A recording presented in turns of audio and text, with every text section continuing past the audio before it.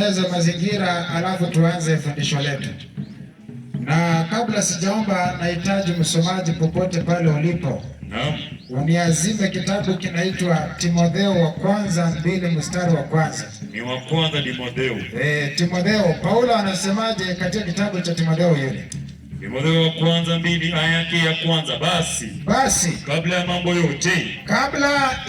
yote nataka dua na sala na maombezi na shukrani zifanyike kwa ajili ya watu wote. Zifanyike kwa ajili ya nani? Watu wote. Kwa hivyo kabla hatujaanza, hebu tupate ombi kutoka kwa msomaji. Tunaomba. Imiliwa Mwenyezi Mungu wa mbingu na nchi, njoo utawale mtumishi wako, nena pamoja nasi kupitia kwake. Ndimi zake zitie kala moto, mafundisho yako yasituepuke katika fikira zetu. Ni kwa Yesu Kristo mkombozi wetu tunaomba na hata kuamini. Amina. Kwa hivyo fundisho ambalo nahitaji tuweze kulichambua wakati huu inaitwa Mungu wa kweli na neno lake. Yaani tumeunganisha mada mbili, tunaichambua kwa mara moja. Neno la Mungu na Mungu wa kweli mwenye hili neno. Na kwa vile tumekwisha omba, ninahitaji tuingie direct kwenye fundisho letu. Na hapa tunachambua Biblia, na ni Biblia peke yake. Iwapo utakuwa na swali hapa unaruhusiwa kufanya nini? Kuuliza. Petero wa kwanza 3:15. Hapa unaruhusiwa kuuliza swali lolote na watumishi wa Mungu wanatujibu kupitia maandiko. Inasemaje? Petero wa kwanza 3:15 inasema, ndio, muwe tayari siku zote kumjibu kila mtu awaulizaye habari za tumaini lililo ndani yenu. Muwe tayari siku ngapi? Zote. Siku zote kuwajibu kila mtu awaulizaye habari ya tumaini lililoko wapi? Ndani yenu. Lililo ndani yenu. Kwa hivyo tunapojibu tunajibu kwa njia gani? Lakini kwa upole. Ni kwa upole na kwa hofu. Na kwa hofu. Kwa hivyo iwapo una swali lolote ambalo unapenda kuuliza kutoka kwenye Biblia, unaruhusiwa na unauliza. Bwana asifiwe. Amina. Kwa hivyo fundisho ambalo tunaanza namna hii. Neno la Mungu.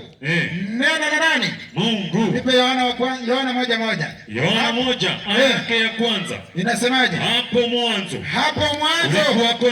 kulikuwako neno. Naye neno alikuwa kwa Mungu. Na huyo neno alikuwa kwa nani? Kwa Mungu. Ndio. Naye neno alikuwa Mungu. Naye neno alikuwa ni nani? Mungu. Sasa hilo ndilo neno tunaloenda kulijadili mchana wa leo. Amina. Kwa hivyo unaposoma hili neno la Mungu kwanza, unalisoma namna gani? Nipatie kitabu cha Mhubiri 7:27. Unaposoma neno la Mungu unalisoma namna gani? Mhubiri 7:27. Mhubiri ni 7 aya yake ni 27. Imeandikwa, ndio, tazama asema mhubiri, mimi nimeyaona hayo kwa kulinganisha hili na hili kuitafuta jumla. Kwa hivyo ukihitaji jumla ya neno la Mungu unalinganisha hili na hili, yani agano jipya na agano la nini?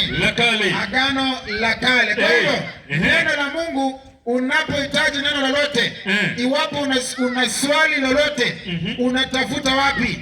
Kwenye maandiko. Kitabu cha Isaia nabii. Nabii Isaia 34:16. Iwapo una swali lolote, Biblia inatuambia tafuteni wapi? Hebu soma pale. 34:16 Isaia. Imeandikwa. Inasema. Soma upesi ndugu yangu. Asante. Nasema, naam, msikilize Hezekia. 34:16 inasema tafuteni katika kitabu cha Bwana mkasome. Asante. Ni 34 samani. Aya yake ni ya 16. Naam. Tafuteni katika kitabu cha Bwana mkasome. Kwa hivyo iwapo unahitaji neno la Mungu unatafuta katika kitabu cha nani? Cha Bwana mkasome. Kwa hivyo ukitafuta katika Biblia neno Biblia utalipata. Neno Biblia ni neno la Kiebrania ambalo lilikuwa linaitwa Biblos, lakini likafasiriwa kwa lugha ya Kiswahili kaitwaje? Biblia. Maana yake ni kwamba muunganiko ama mkusanyiko wa nini? Wa vitabu. Sasa huo mkusanyiko wa vitabu ndio tunaenda kujadili hapo ndani. Asante. Na katika hilo neno la Mungu tunaambiwa unapoeneza neno la Mungu, kwanza sisi tunapoeneza ile neno tumepewa kibali na Mungu na atuonee haya Injili. Amina. Hii Injili tunaieneza kinagaubaga peupe mchana. Hebu soma Timotheo inazitwa wa Thessalonike. Wa kwanza 2 mstari wa 3. Wathesalonike wa kwanza 2 aya yake ni ya 3. 2 aya yake ya 3. Kwa maana maonyo yetu sio ya kukosea. Kwa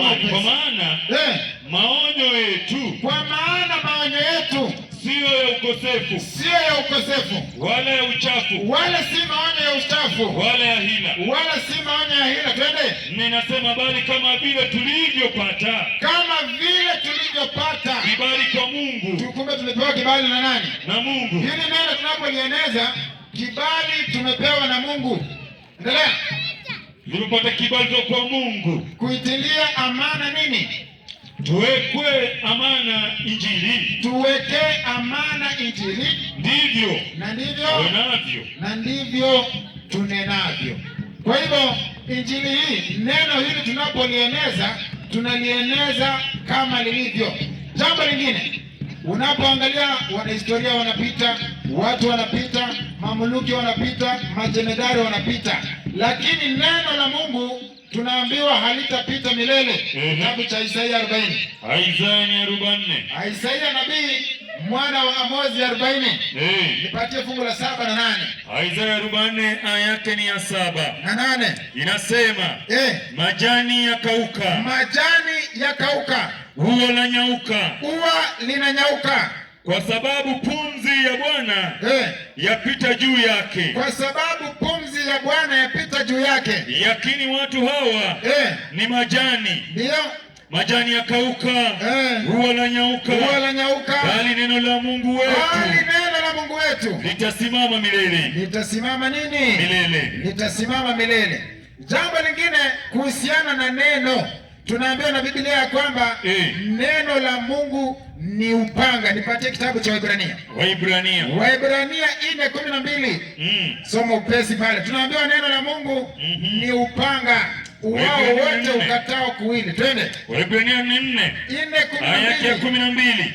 Inasema maana neno la Mungu li hai. Neno la Mungu li nini? Li hai. Tena lina nguvu. Tena lina ukali kuliko upanga wote ukatao kuwili. Tena lachoma hata kuzigawanya nafsi na roho.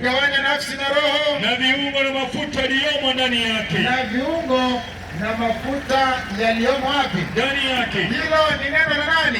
La Bwana. Tuangalie tena neno la Mungu hili. Tena ni jepesi.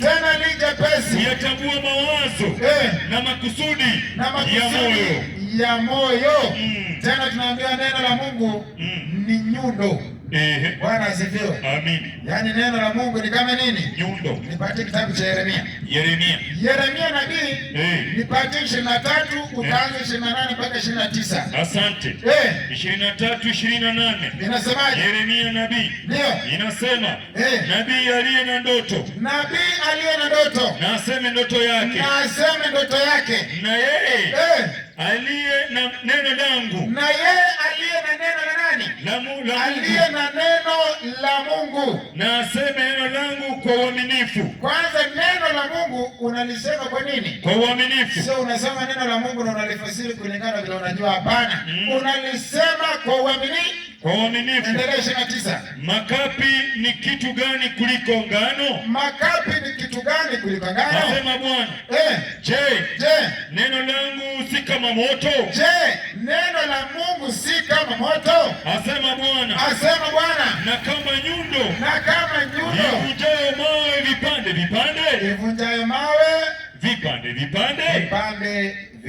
Hilo ni neno la nani? La Mungu. Neno la Mungu. Tuangalie tena neno hili kitabu cha Isaia nabii 28, nipatie 13. 28:13 inasema kwa sababu hiyo neno la Bwana. Kwa sababu hiyo neno la nani? La Bwana. Litakuwaje? litakuwa hivi. Litakuwa hivi. Amri juu ya amri. Amri juu ya amri. Amri juu ya amri. Kwa hivyo unaposoma neno la Mungu ni amri juu ya nini? Ya amri. Wengine wanasemanga amri na sheria ziliondoka. Tutakapoendelea na mkutano huu kitaeleweka. Kweli. Tutajua kama amri ziko ama ziliondoka. Kwa hivyo ni amri juu ya nini? Juu ya amri. Twende. Kanuni juu ya kanuni. Kanuni juu ya kanuni. Kanuni juu ya kanuni. Twende. Huku kidogo. Huku na huku kidogo. Kwa hivyo huku kidogo na huku nini? Kidogo. Unaposoma neno la Mungu unasoma huku kidogo na huku kidogo. Na huku nini? Kidogo. Fungu la 8, nipatie 8 kitabu hicho hicho. 28 aya yake ya 8. Inasema maana meza zote zimejaa matapiko. Asante. Kwa maana meza zote zimejaa matapiko. Kwa hivyo nahitaji unaposoma usome kama ilivyoandikwa. Kwa hivyo meza zote zimejaa nini? Matapiko. Yaani mafundisho, neno ambalo limegushiwa, limeharibiwa. Endelea. Na uchafu. Hapana mahali palipo safi. Hapana mahali palipo safi. Twende. Kisa inasema atamfundisha nani maarifa? Atamfundisha nani maarifa? Atamfahamisha nani habari hii? Atamfahamisha nani habari hii? Je, ni wale walioachishwa maziwa? Ni wale walioachishwa maziwa? Walioondolewa matatini? Kwa maana ni amri juu ya amri. Shikilia hapo. Kwa hivyo Biblia inauliza atamfundisha nani habari hii? Tuangalie tena neno la Mungu ni nini. Kitabu cha Yohana Injili 17:17. Yohana Injili 17. Aya yake ni ya 17. Anasemaje? Takatifu inasema uwatakase kwa ile kweli. Uwatakase kwa ile kweli. Neno lako ndiyo kweli. Neno la Mungu ndilo nini? Kwa hivyo neno la Mungu ndiyo kweli. Ndilo kweli. 8:33 kitabu hicho hicho. 8:33 ni Yohana. 8:33. 32. Asante. 8:32. Tena mtaifahamu kweli. Tena mtaifahamu kweli. Na hiyo kweli itawaweka huru. Na kweli tunasema ni nini? Ni neno. Kweli ni neno. Na hiyo neno itawaweka huru. Kwa hivyo Biblia siku hizi imeharibiwa. Yaani kuna watu wanaenda wanachapisha nakala ya Biblia ambayo sio. Kwa hivyo pale msomaji natumai una Biblia nyingine. Inaandikwa Agano Jipya. Juu imeandikwaje? Toleo la awali. Agano Jipya. Toleo la awali katika Agano Jipya. Biblia ambazo zimeletwa siku hizi ni neno ambalo linaharibiwa. Kwa mfano, soma Biblia hiyo kitabu cha Mathayo 17:21. Mathayo 17. Aya yake ngapi? 21. Aya 21. Inasemaje? Inasema ijaandikwa hapa. Iko kweli? Sijaona. Haipo, sio? Kwa hivyo Biblia za siku hizi neno limeharibiwa, kuna mafungu ambayo hayapo. Kweli. Hasa kitabu Biblia hiyo soma kitabu kinaitwa Waraka wa kwanza wa Yohana. Waraka wa kwanza wa Yohana 5 anza mstari wa 7. Waraka wa kwanza Yohana 5 mstari wa 7. Alafu pia ile nyingine pia bado utasoma Yohana wa kwanza 5 mstari wa 7, yote utasoma hizo. Haya, waraka wa kwanza Yohana 5 mstari wa 7 inasema kwa hiyo kuna mashahidi watatu wanaotuambia habari za Yesu. Wanaotuambia habari za nani? Za Yesu. Wacha nirudi kwingine. Enda soma hiyo nyingine tuone. Ni barua ya kwanza Yohana 5 mstari wa 7 na 8. Tumwambie hii na tumwambie habari za Yesu. Yeye anasema habari za Yesu. Mstari wa 7 unasema naye Roho ndiye ashuhudiaye. Naye Roho ndiye ashuhudiaye. Kwa sababu Roho ndiye kweli. Kwa sababu Roho ndiye nini? Kweli. Mstari wa 8. Mstari wa 8 inasema kwa maana wako watatu washuhudiao. Washuhudiao mbinguni. Nani? Baba na Neno na Roho Mtakatifu. Na Roho Mtakatifu. Na watatu hao ni umoja. Ni umoja. Wamesema umoja kweli? Ni umoja. Umoja. Sasa soma hii nyingine kifungu cha 8. Kifungu cha 8 nasema Roho, maji na damu. Mashuhuda hawa watatu. Swali ni kwamba neno iko wapi? Sioni. Hiyo Biblia imeharibiwa. Na haipaswi katika mafundisho. Kwa hivyo neno la Mungu liko hai na ni pana kweli, lakini tumelifundisha japo kimuhtasari. Kwa hivyo nataka tuangalie Kristo alipokuja hapa duniani, anasema sikuleta amani bali upanga. Nipatie Mathayo fungu la 8. Mathayo 10:34. Mathayo 10:34. Asante, ni Mathayo 10:34. Inasemaje? Nasema, msidhani ya kuwa nimekuja kuleta amani duniani. Yesu anasema msidhani ya kuwa nilikuja kuleta amani duniani. La, sikuja kuleta amani bali upanga. Kwa hivyo swali ni kwamba Kristo anasema hakuleta amani, lakini alileta upanga. Sasa tuangalie upanga huo ni nini? Nipatie kitabu cha Efeso 6. Waefeso 6:17. Upanga huo alioleta Yesu ni nini? Waefeso ni 6 mstari wa 17. Aya yake ni ya 17. Inasema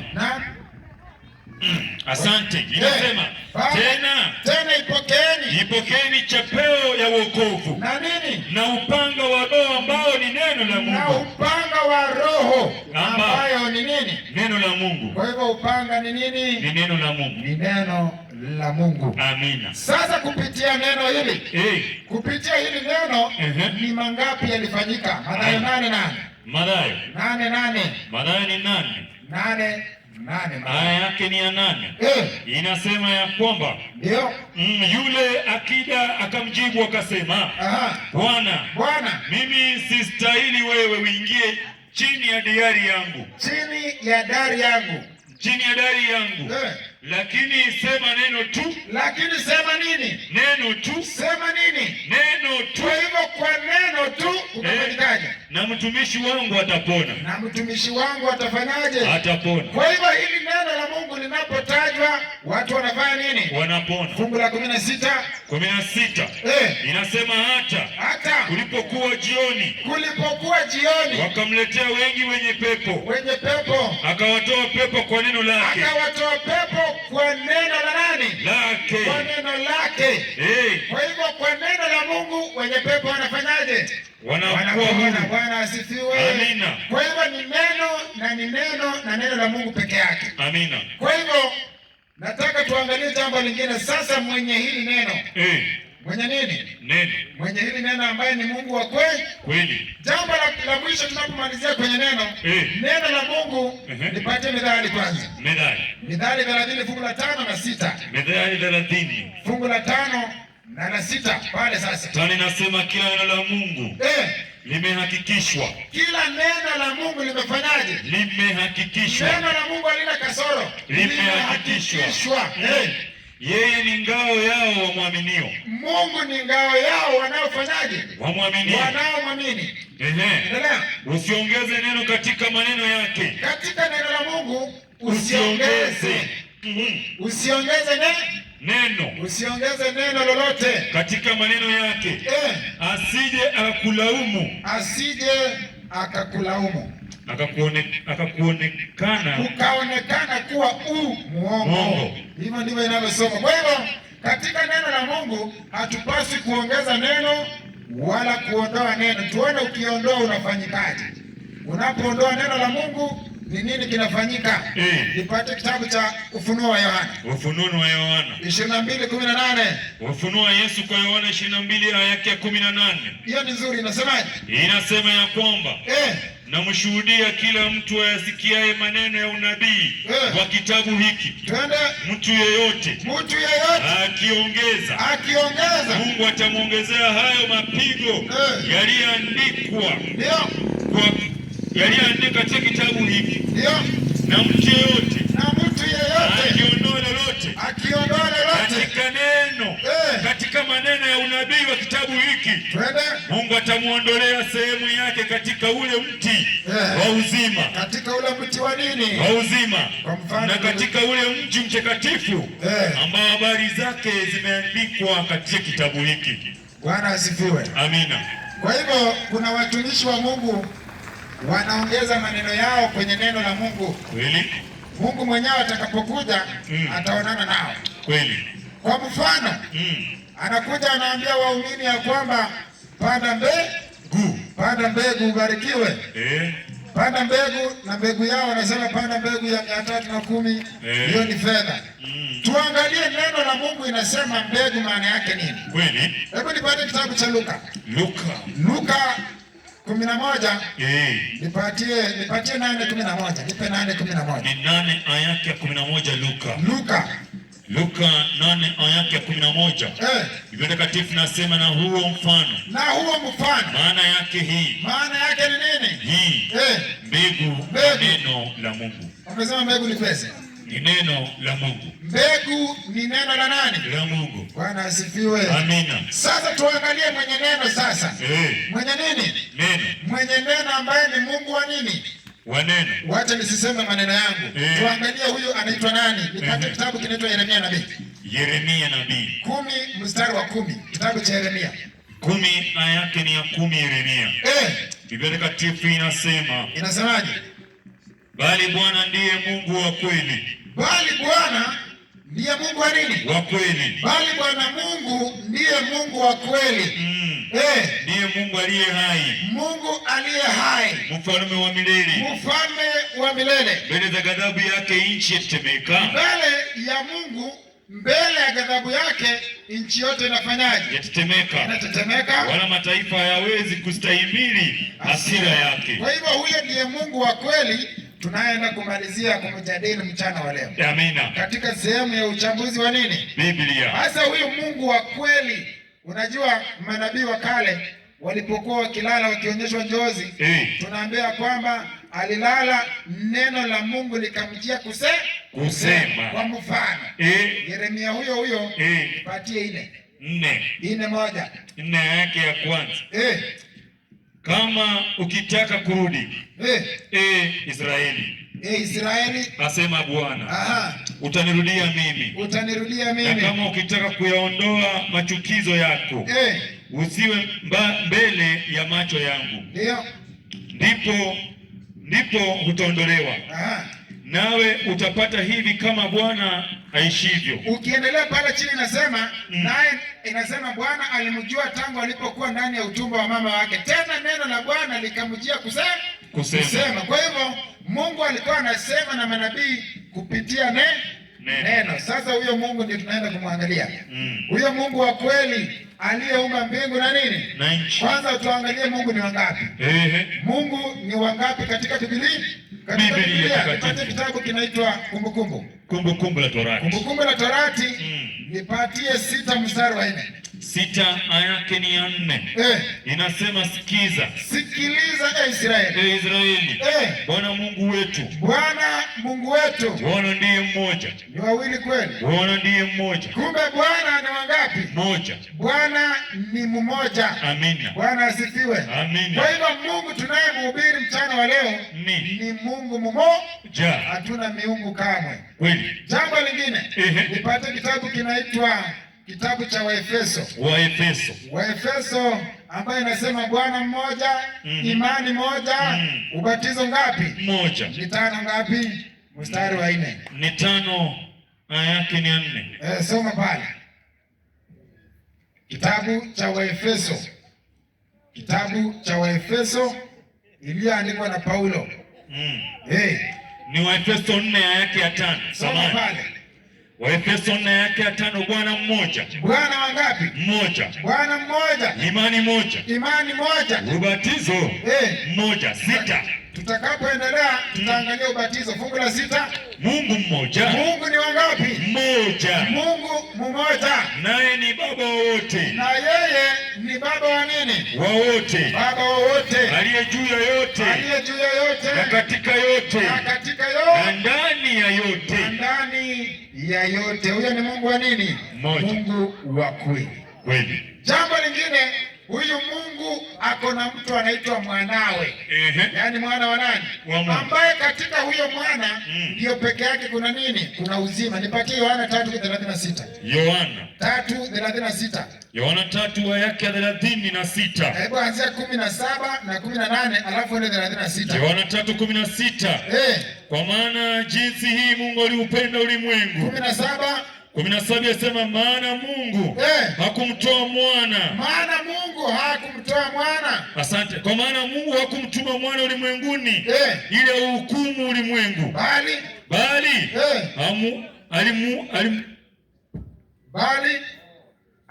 ulimwengu uokolewe katika yeye. Endelea. 18. 18 nasema ndio. Amwaminie yeye. Amwaminie yeye. Yeye nani? Amwaminie huyo mwana. Amwaminie yeye. Hahukumiwi. Hahukumiwi.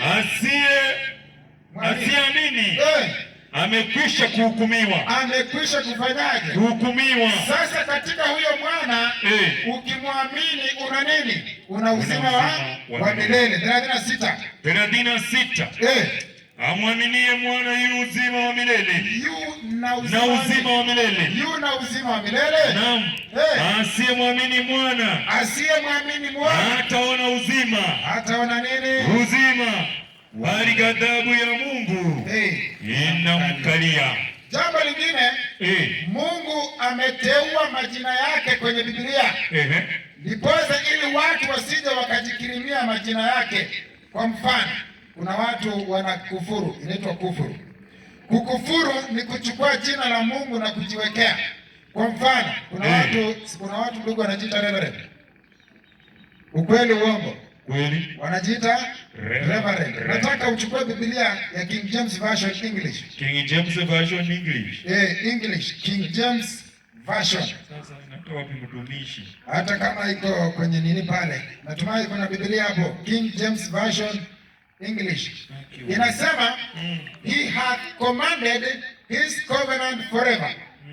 Holy and reverend is his name. Kwa hivyo nani anapaswa kuitwa reverend? Mungu. Si ni Mungu? Sasa nipate kitabu kinaitwa Kutoka 6 mstari wa 2. Kutoka. Kitabu cha Kutoka 6 mstari wake wa 2. Kutoka ni 6 mstari wake wa 2. Kisha Mungu akasema na Musa, akamwambia mimi ni Yehova. Mimi ni nani? Yehova. Kwa hivyo Mungu jina lake lingine anaitwa nani? Yehova. Anaitwa Yehova. Kwa hivyo Yehova ni mojawapo ya majina ya nani? Ya Mungu. Ya majina ya Mwenyezi Mungu. Jina lingine la Mwenyezi Mungu ni gani? Nipate kitabu cha 68 Zaburi. 68 Zaburi, nipatie fungu la 4 kwanza. 68 fungu la 4 Zaburi. 68 aya yake 4 Zaburi inasema. Zaburi ya Daudi. Mwimbieni Mungu. Lisifuni jina lake.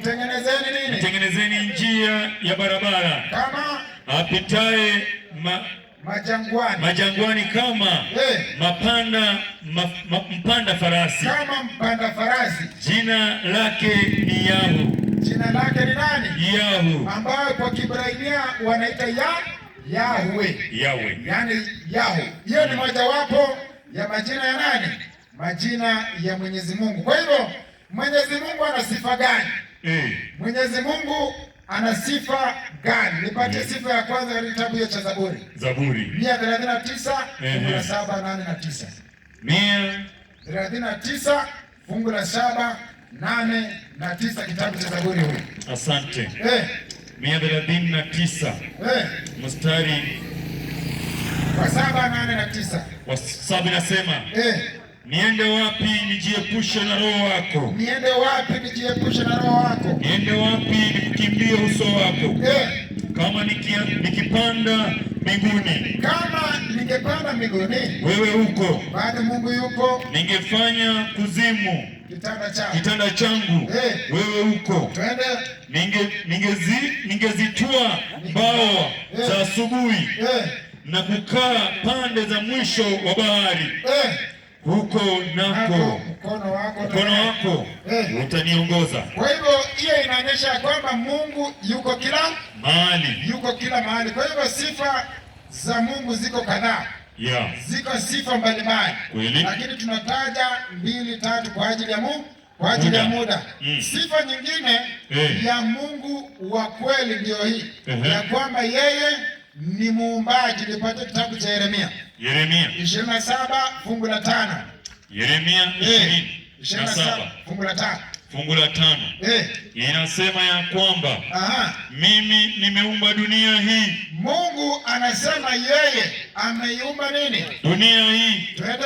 Wanadamu na wanyama walio juu ya uso wa nchi. Ameumba wanadamu, akaumba wanyama walio juu ya uso wa nini? Wa nchi. Juu ya uso wa nchi. Kwa uwezo wangu mkuu. Kwa uwezo wake mkuu. Kwa mkono wangu unyooshwa. Kwa mkono wake unyooshwa.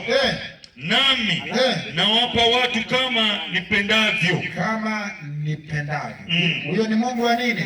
Huyo ni Mungu wa kweli. Kwa hivyo huyu Mungu wa kweli hahitaji mtu kumjadili, lakini amejidhihirisha kupitia neno lake. Tunapomalizia, huyu Mungu anajua yote. Yaani anajua mwanzo mpaka mwisho. Katika Isaia 46 fungu la 8. Isaia 46 fungu la 8, 9 na 10. Isaia 46 fungu lake la 8. Kumbukeni haya. Mungu anasema kumbukeni haya, mkajionyeshe kuwa waume. Jifahamisheni haya, ndio ninyi mkosao. Kumbukeni mambo ya zamani za kale. Mungu anasema kumbukeni mambo ya zamani za nini? Za kale. Zamani za kale. Maana mimi ni Mungu. Maana yeye ni nani? Ni Mungu. Twende. Wala hapana mwingine. Wala hapana mwingine. Mimi ni Mungu. Yeye ni Mungu. Wala hapana aliye kama mimi. Wala hapana aliye kama yeye. Twende. Nitangazaye mwisho tangu mwanzo. Yaani Mungu anatangaza mwisho wa dunia tangu mwanzo alipoumba. Na tangu zamani za kale mambo yasiyotendeka bado. Akisema shauri lake litasimama milele. Nami nitatenda mapenzi yangu yote. Naye atatenda mapenzi yake yote. Anaitwa Allah Subhanahu wa Ta'ala. Yaani huyo ndiye Mungu wa milele. Mungu muumbaji. Yaani mbele ya ghadhabu yake nchi inafanyaje? Nchi inatetemeka. Kwa hivyo kwa ajili ya mafundisho yaliyo mbele yetu, ningependa ya kwamba tuweze kukamilishia hapo tunapoalika kipindi kingine. Lakini tujue ya kwamba siku ya kesho tujiandae kwa fundisho ambalo linaitwa anguko la mwanadamu. Tutazungumzia uumbaji kidogo na anguko la mwanadamu katika dhambi, na Mungu aweze kuwabariki sana. Amina. Tunapoomba. Mtakatifu Mungu Baba, tunasema ni asante. Tunakushukuru wakati huu na masaa haya kwa ajili ya fundisho. Kwa pamoja nasi hata milele, kwa jina la Yesu tunaomba na kuamini. Amen. Amen.